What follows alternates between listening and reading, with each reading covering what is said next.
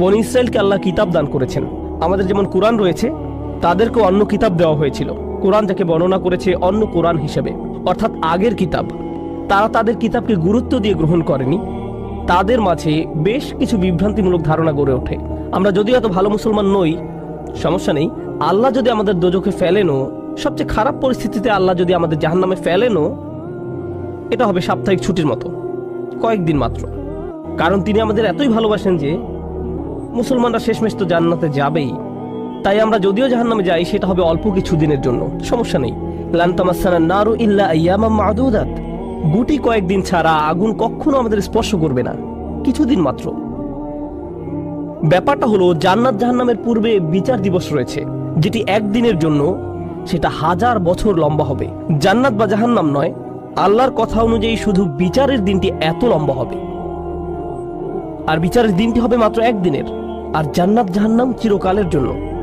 তাই কেউ যখন বলে গুটি কয়েকদিন, তাকে এখনকার দিনের হিসেবে চিন্তা করলে তো হবে না।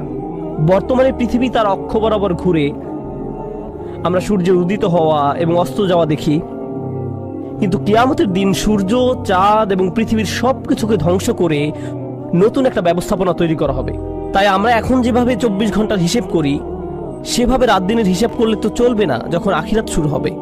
চলুন তাহলে সবার আগে এই ধারণাটি আমাদের মাথা থেকে ফেলে দেই। কোরআনের বহু জায়গায় জাহান্নামের আলোচনা করা হয়েছে, কিন্তু আমি শুধু কোরআন থেকে একটি বর্ণনা আপনাদের সামনে উপস্থাপন করতে চাই। আমার মতে এটি আল কোরআনের জাহান্নামের সবচেয়ে গুরুত্বপূর্ণ বর্ণনা। কোরআনের একজন ছাত্র হিসেবে আমি মনে করি এই বর্ণনাটি জাহান্নাম সম্পর্কে জানার শুরু মাত্র। কেউ যদি এই বর্ণনাটি বুঝতে পারে, তাহলে সে জাহান্নাম সম্পর্কে যথেষ্ট জানে। আয়াতটি শুরু করা হয়েছে এই কথা বলে, ওয়ালা ইন মাসসাতহুম, এমনকি যদিও। যখন আমরা বাংলায় বলি যদি আমি সেখানে যাই, যদি আমি সেখানে যাই, তাহলে তোমার সাথে দেখা হবে। কিন্তু কেউ যখন বলে যদিও আমি যাই, এর মানে হলো যাওয়ার সম্ভাবনা ক্ষীণ। তাই আয়াতটি যদিও দিয়ে শুরু হওয়ার মাধ্যমে এমন কিছু ঘটার সম্ভাবনা কমিয়ে দিয়েছে। এভাবে বলার মাধ্যমে আল্লাহ কোনো কিছুর উপর জোর কমিয়ে দেন। সহজ কথায় তিনি বাক্যটিকে দুর্বল করে দিচ্ছেন। যদিও, যদিও কি? যদিও মাসসাতহুম, যদিও এটা তাদের স্পর্শ করে। আরবিতে মাসসা অর্থ কোনো কিছু যখন আপনাকে সামান্যতম স্পর্শ করে, যেমন কোনো মাছি যখন কোনো মতে স্পর্শ করে।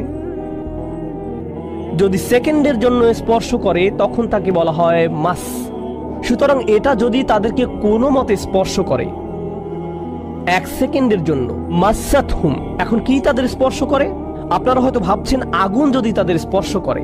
আল্লাহ বলছেন নাফহাতুন, একটা হালকা বাতাস যদি তাদের স্পর্শ করে। চলুন এই বাতাস নিয়ে একটু আলোচনা করা যাক।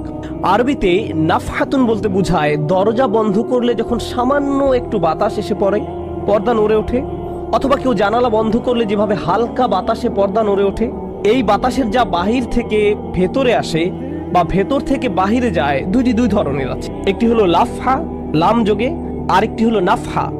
লাম যোগে লাফহা মানে বাতাসটি গরম, আর নুন যোগে নাফহা মানে বাতাসটি ঠান্ডা। আল্লাহ বলছেন এমনকি যদি ঠান্ডা বাতাস তাদেরকে স্পর্শ করে, যদি ঠান্ডা বাতাস তাদেরকে স্পর্শ করে তোমার প্রতিপালকের শাস্তি থেকে। তিনি এই আয়াতে জাহান্নাম কাউকে স্পর্শ করার কথা বলছেন না। তিনি এই আয়াতে আগুন কাউকে স্পর্শ করার কথা বলছেন না।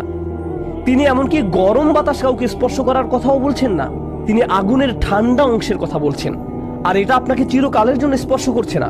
প্রসঙ্গত, আমরা ফিজিক্সে পদার্থের 3টি অবস্থার কথা শিখেছি: সলিড, লিকুইড এবং গ্যাস। সলিড বা কঠিন কিছু যদি স্পর্শ করে, আমরা তা অনুভব করতে পারি। এই মুহূর্তে গ্যাস আমাদেরকে স্পর্শ করছে, বাতাস এখন আমাদেরকে স্পর্শ করছে, আমরা এটা অনুভব করি না। আর এই আয়াতে আল্লাহ বর্ণনা করছেন কি তাদের স্পর্শ করছে? বাতাস তাদেরকে স্পর্শ করছে। কোন ধরনের বাতাস?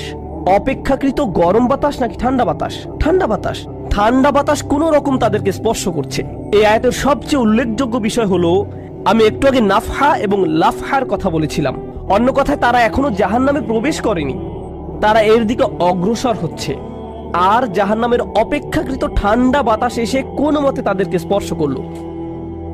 তখন তাদের প্রতিক্রিয়া কি?